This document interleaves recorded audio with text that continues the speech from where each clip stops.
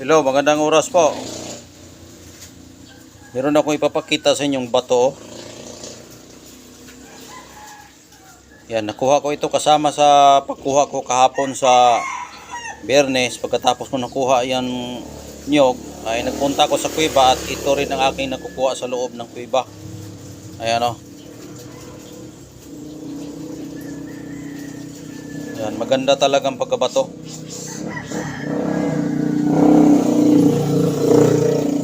May sibol siya pero ang kanyang sibol parang batong umo. Ayan o. Parang batong umo yung sibol niya. Kaya napakaganda itong gamitin sa pampaswerte. May halo din pong protection itong ating mutya sa kuweba na nakaugom sa batong umo. Ayan. Bihira ka lang makakita ng ganitong klaseng bato na mayroon siyang sibol dito na umo. Ayan o.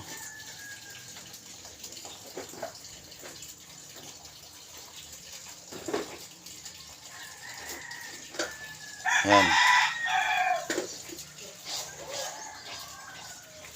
Buhay na buhay po ang batong ito. At hindi siya sinadyang ginawa, ito lang talaga ang kanyang hitsura pagkakuha ko doon sa ilalim ng kuweba. Kaya ito ay milagro na bato at kakaibang bato na may power po ito.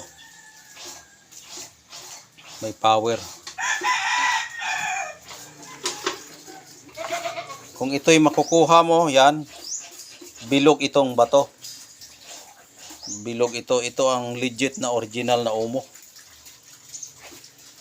Legit talaga ito. Ayan o.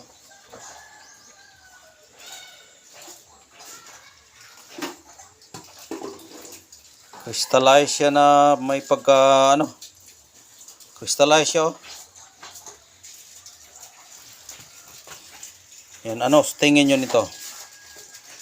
Ano sa tingin ninyo? Dahil ako ang nakakuha nito sa kuweba, ayan po ang tumambad sa akin na aking pagkakuha.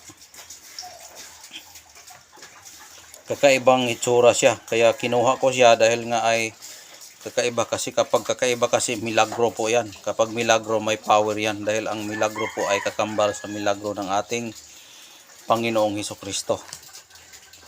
Kaya ito'y aking kinuha para meron tayong batong milagroso.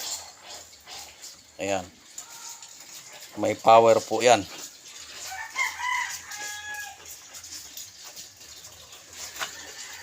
Ayan.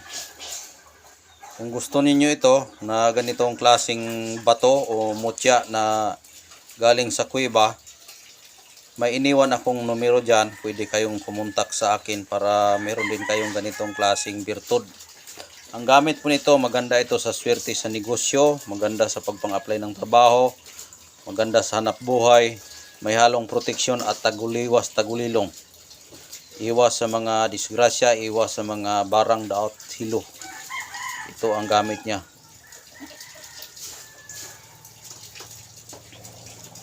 Ang ibig sabihin po sa barang, yung palipad hangin.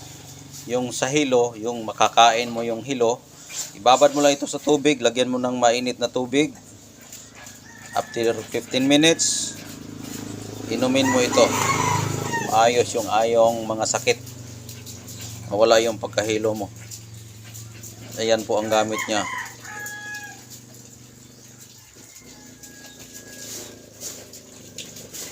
Yung sa spiritual survey kasi sa mga salita ng ganitong klase, ito po ay isang espiritu.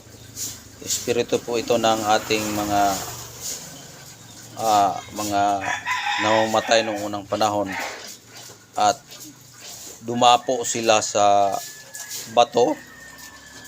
Minsan kasi may dumapo na mga engkanto, sa mga espiritong mga buhay na nanatiling naghahanap ng kaligtasan sa pagdarasal.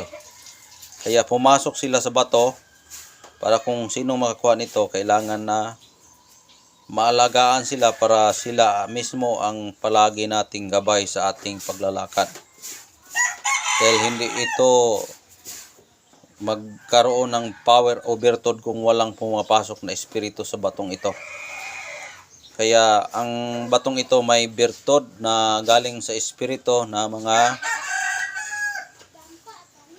inkanto, sa mga espiritong mga mababait, yung hindi pa kasi dumating ang kaligtasan sa pagbalik ng ating Panginoong Diyos. Kaya yung iba pumasok sa mga bato, kaya huwag na kayong magtataka kung mayroon power yung bato dahil may espiritu po yan.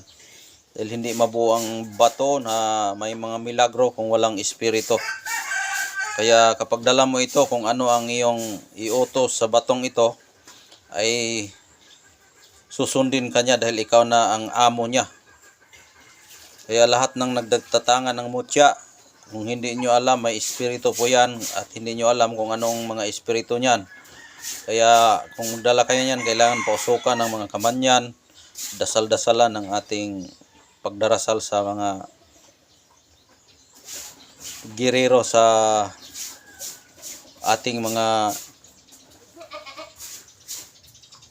girero, yung kung ibig sabihin yung mga sundalo ng ating Panginoong Diyos o sundalo ng mga bayani natin, kasi lahat po yan ay may mga espiritu, kasi araw-araw po yan tinatawag natin yung mga patay, kasi lahat ng mga patay hindi pa bumalik yung ating Panginoon. Hanggang ngayon ay paikot-ikot pa sila dito sa buong mundo habang hindi pa bumabalik yung ating Panginoong Diyos na nagbibigay sa atin ng yung sabi niya, bumalik siya para magbuhay siya sa mga pagbabalik niya, magano siya ng mga maghukom siya sa atin.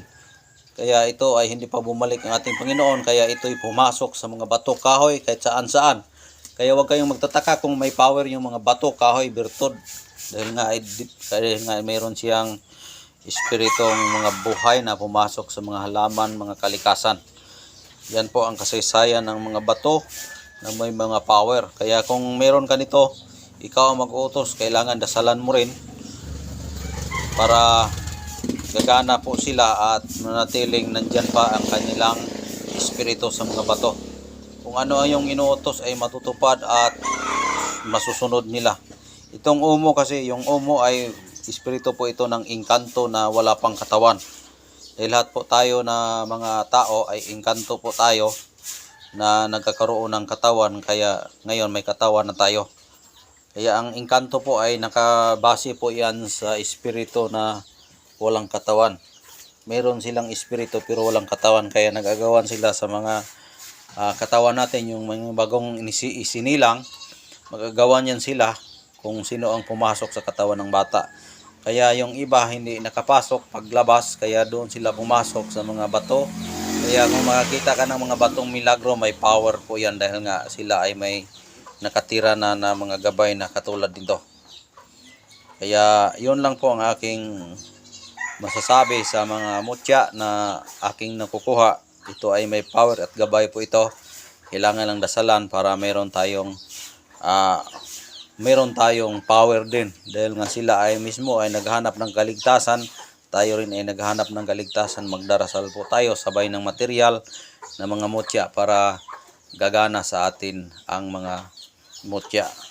Ayan, minsan mayroong nagsasabi na ang mutya hindi na kailangan dasalan. Totoo po yan, hindi na kailangan dasalan kapag pinapausukan mo lang ng kamanyan at asopre, dahil nga po ang kamanyan at asopre ay nakasabay po yan sa dasal sa simbahan, dahil ang simbahan po ay mayroon po yang mga kamanyan at naka-Bible po yan na pausukan para pampatawag sa espiritu.